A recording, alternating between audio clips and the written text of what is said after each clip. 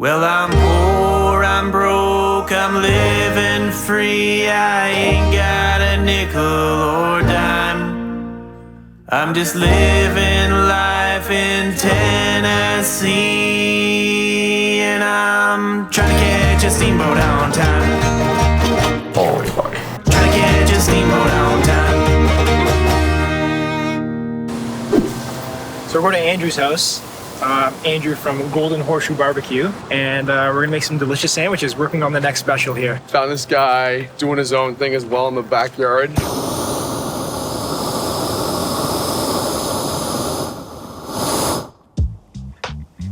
Very similar story to us. Him and his mom are making like pounds and pounds of brisket every weekend and doing these barbecue pop-ups. So we're really at the ground level of Toronto food.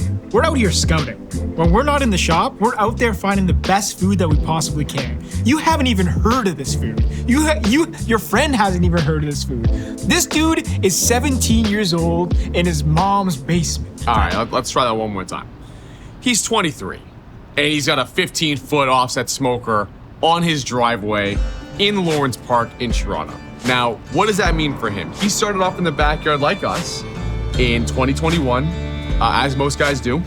And he came into our store one day and he just dropped off a bunch of briskets and a bunch of ribs. He goes, "Hey, I love you guys, and I want you guys to try my barbecue." Now, anybody else that walks into our store and drops off mystery meats, I'm looking a bit funny, but he gave me his backstory and it was endearing. You know, him and his mom, they do pop-ups all over the city. They go to breweries, they make all their briskets and ribs and burnt ends and all these different things. And as soon as we tried it, top notch. So now we have an opportunity to make something work, get a special going, make a brand new collab sandwich. Let's see where it goes. Yeah, and I think Andrew kind of reminds us of ourselves. Starting in the house, just has a real passion for making good food, and you can tell by what he's doing that he really loves to do it. And that just draws us to it. So when did you start doing this? Yeah, so I started during the pandemic, and I had just finished school, and I started to fall in love with watching barbecue YouTube and stuff like that. And I just started cooking. The restaurants were closed, so buddies were kind of knocking at the door trying to get some food. Now we're doing pop-ups and catering pretty much every weekend. He sells out like bar pop-ups like every single weekend he does it. Like he shows up at like what, noon? You're done by like 2 o'clock? Yeah, two's a bad day almost. Yeah. He comes through on a random, like, I want to say it was like a Wednesday or a Thursday with just like a rack of ribs and a bunch of pork belly. He's like, "Oh, I just brought this for you guys." I thought that was very cool that you guys had come from the backyard to a brick and mortar, and that's something that I aspire to do. All right, show us where the magic happens. Yes, sir. Andrew, what's the end goal for you here? Brick and mortar. I mean, there's no one really grilling on a live fire pit in the city of Toronto due to constraints and all kinds of things like that. How are most people doing it in the city? A lot of it's gas, electric. I call them plug-in grills. There's nothing wrong with them. They could be great, but at the same time, there's nothing like this. Yeah, I mean, this thing is exactly what real barbecue is, right? Like, can't plug this in, that's for sure. This smoker is unique in the sense that you're not grilling right over any heat source. So all the fire happens in this little chamber down here. Now it's all manual. It all just happens by itself. It's just a piece of steel. There's no real science to it. It's just practice, love, and care. There's a science to it, but it just, over time, you figure it out, right? Yeah. This is like a fucking 40-pound door. It smells fantastic. Like you just open the door and the smell just hits you. Exactly. It's great. The amount of people that come by and are asking for food just because of the smell. They live in the area. It's relentless. People, How many neighbors have you fed? I get scared sometimes that I might get some complaints or something. I fill them up with enough barbecue that. That's right. Yeah, just pay the neighbor tax. Yeah, exactly. Good. Yeah, so it started about a month and a half ago. Met at a diner downtown. We were just talking sandwiches. We had a fantastic idea we wanted to do, which is a smoked brisket on a hot honey butter biscuit. This is more about trying to test what this looks like in sandwich form. I'm gonna assume that whatever this guy pulled off of here is gonna be fucking godly, so it's just now a matter of how do we turn this into a consumer product that is the bare Golden Horseshoe vision. So this is a 12-hour smoked Texas-style brisket. Look at this, it burns! This is the money right here. You can't smell this room right now, but it's like just every seasoning is coming out of that. This is what people wait in line for. Some people prefer leaner, some people prefer fatty. There's only one right answer though. We know what that is. 100%. Yeah. All right, should we sample the goods? Let's get a little taste test here. Cheers. Cheers. Fantastic. That's the point of the Texas style brisket right there. Andrew, let me ask you this question. What is the perfect barbecue sauce that you would pair with this brisket? To me, I like something a little bit more acidic. I think that brisket's so rich and fatty that having something to kind of cut that benefits the meat super well. But I'm right there with you. Like a nice tangy barbecue sauce is right up my alley. Aki's in the onion camp. Yeah. I'm in the pickle camp. I have pickled onions. It's called like boy muchim. It's like a Korean cucumber. That's interesting. That is interesting. I like So that. It's not all the way pickled. You know the thing about what we typically do as well, yes, about simplicity, but you also want that like je ne sais quoi, like what the hell is that? Yeah, Something's in here that I can't describe, but it's like, it's really pulling us in. You want to be in it? I'm the mother. This is my mother we were speaking about earlier. She's pretty much in charge of keeping me in check. Also, mothers, encourage your sons' businesses. Sons and daughters. Iteration number 5. We've asked for a light, flaky, hot honey butter biscuit. Each iteration keeps getting better and better. He just had his pop-up last weekend, so he ran through all his sauce, but he's about to whip up a batch What do of we his make half of? Carolina golden sauce. Ketchup, mustard, honey, apple cider vinegar, salt, pepper, garlic powder, onion powder, black pepper, paprika, honey now has that and however you say this, Worcestershire sauce. How do you say this? Worcestershire. You're guessing Worcestershire. That's it. Needs a little more pickle and a little more sauce. Yeah. Yeah, I didn't get much pickle. You bite that, there's no doubt what you're eating. It's funny because I don't usually like any sauce on my brisket, but I think that the acidic level, the sauce needs that. I 100% agree. Yeah, it was the same thing. Yeah. Oh, it is. We're making brisket sandwiches, guys. Brisket will fill you up for sure. Yeah. Good to see you, man. Thanks. And yeah, you got to be careful walking around downtown Toronto with these. You never know who's going to try and take it. So this is round 2 of our Golden Horseshoe bear steak sandwiches barbecue testing here. Woo! Whenever I do this during service, people always seem to get a kick out of it. Honestly, the last test that we had was like 95% of the way there, in my opinion. I think the only change that we discussed was the sauce and maybe taking out some of the sweetness from that sauce. Now it's just a matter of figuring out what size of biscuit we want and then just putting it together, taking some photos, and then really knowing exactly what we're gonna do when we make these sandwiches. I see that's labeled Golden Bear. Golden Bear sauce. This is the Golden Horseshoe sauce minus the honey. Ooh, that's nice. When I think of a Golden Carolina sauce, like I'm thinking that. Yeah.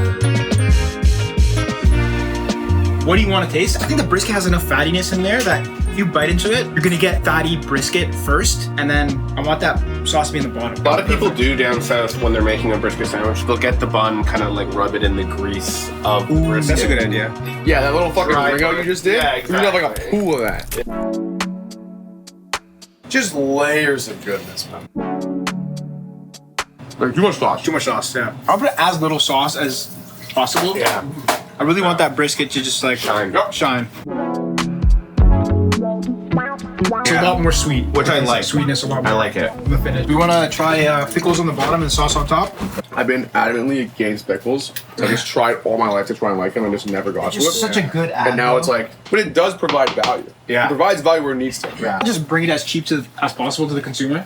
I think it can't be less than $16 just based on our agree. offerings in this shop. Honestly, I would just charge 18 for this. This is a 6-ounce brisket sandwich with scratch baked biscuits. I mean, that's a fucking draw. You're offering this from like 8 a.m. till 11 a.m. and it's no pre-order and it's just first come, first serve.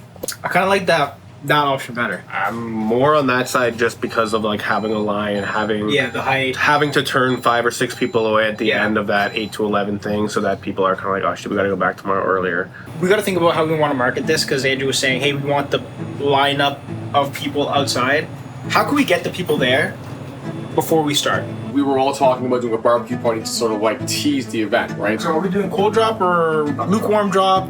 What does those fucking mean? Just stick to the formula that works. You do the launch party. We get everyone in the backyard, beers, briskets, love it. The week after, you just have that content, just fucking post it.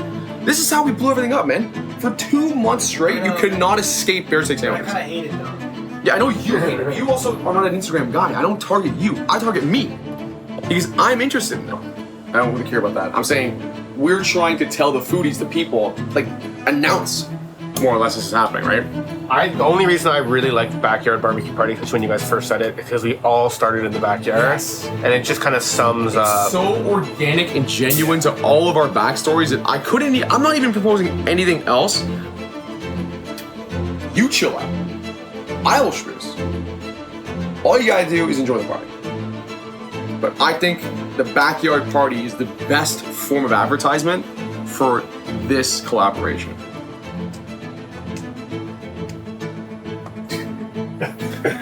Sure.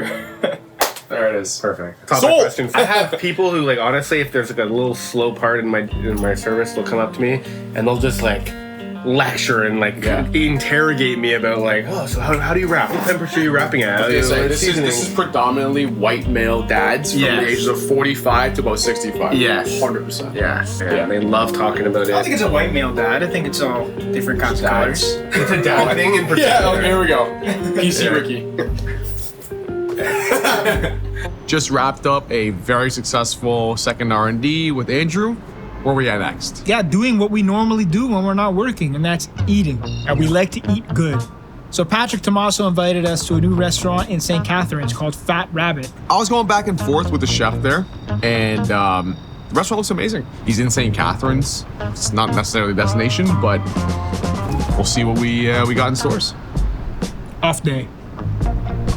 What off there? Off day. Is that possible? Is that English? We're going to Fat Rabbit, the one and only. So after months of anticipation of seeing all this shit on Instagram, we're finally going to visit our guy Zach out in St. Catharines.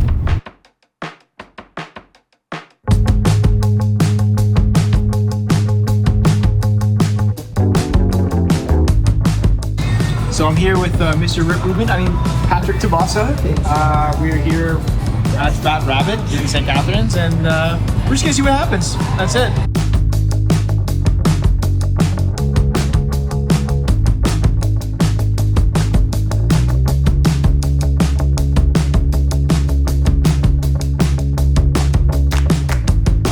Pastrami. You know what? You don't cut any corners. Everything's just done properly. Like a buddy of mine, I'm like, yeah, we're going to Fat Rabbit on Thursday. We're checking them out. He's like, do you serve rabbit? I'm like, honestly, don't think so. We do. The name is fantastic because I feel like the best names are like band names. It's stuff that doesn't really mean anything. The thing is, if you saw a fat rabbit, like an actual one, you go, that's a fat rabbit. Yeah, you'd remember it. Did I see a whole fucking pig head on your post today? Yeah. There's one right in there. That's the one, I think. I lived in Toronto for 12 years. I was working at many places during the first lockdown, essentially. I got laid off. My wife was on maternity leave, but she got laid off as well. There was no certainty of future. My daughter was like 6 months old at the time, and I hadn't seen her because I was working 16-hour days. I wasn't healthy. I felt like I was dying. I'm gonna take my CERB and figure it out. Yeah, and my wife's from out here, so we decided to move out here. Scraped together some change to get a down payment on a house. Like saved my tips for like 5 years. But yeah, it was a little scary. Like just had bought a house, had no income. But then I got a call from Maddie Matheson saying, hey, we're gonna, we're starting this barbecue thing out in Fort Erie. I heard you're moving to the area. Let me know if you want to chat. So I called them and then decided to work with them for just under 2 years. Slowly started to conceptualize a plan for my own thing. And we found this place, which was like completely gutted. It's an old bathroom fucking appliance warehouse, and so nothing was here.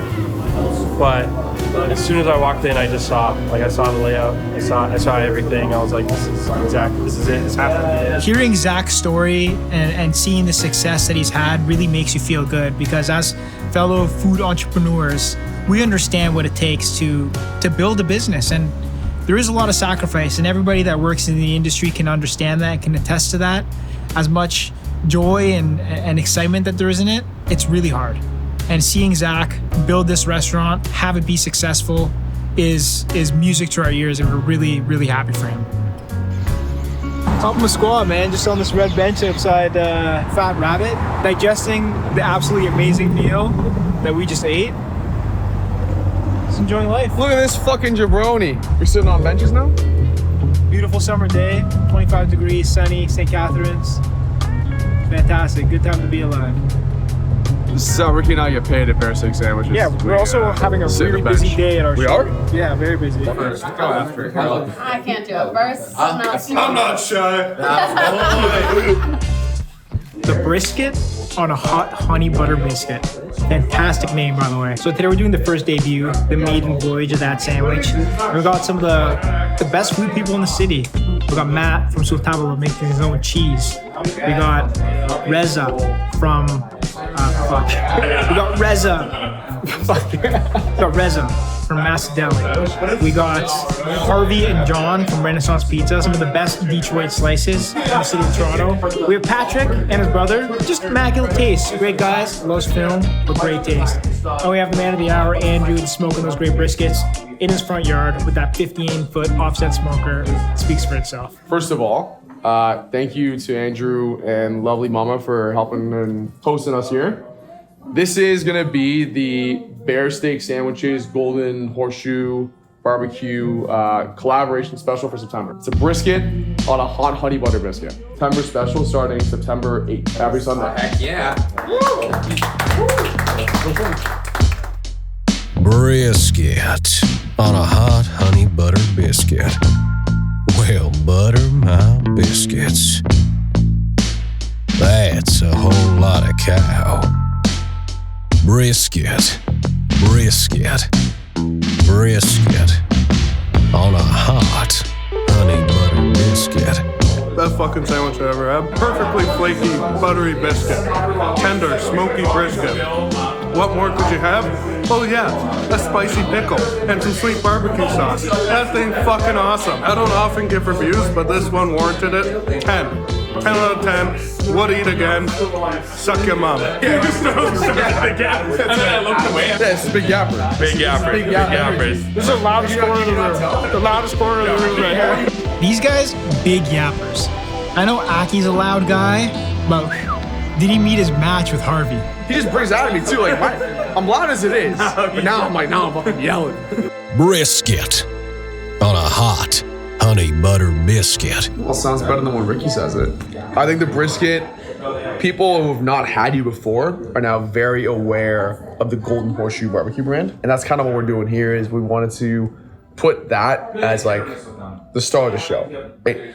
We're here because we love sandwiches, but you're here because you love barbecue. And if you can like... You gotta stop burping. You just burped, man. No, I just swallowed. I have a lot of saliva in my mouth. You can't keep burping during your takes. Wait, you ruined my fucking monologue. Anyway, people come to us for good sandwiches, and people come to you for good barbecue. And I think if we can harmonize on those two things, you found a good special, and you found something that we can all enjoy, not for any reason beyond just the fact that we love this sandwich. Yeah, I mean, I think the way that you guys put together the biscuit with the pickle sauce and of course the brisket that we do, I mean, I think it's the perfect kind of combination. I would never have even dreamed of it. I remember when we first started talking and we were thinking about ideas, I had a bunch of shit written down, but none of it came close to this. I think what we're doing here is bringing something to Toronto that Toronto's never seen. And all three of us sitting right here truly believe and are super passionate about what we're doing. And I feel that when we're I just want to do that right in your monologue, because you ruined my monologue. That was weird.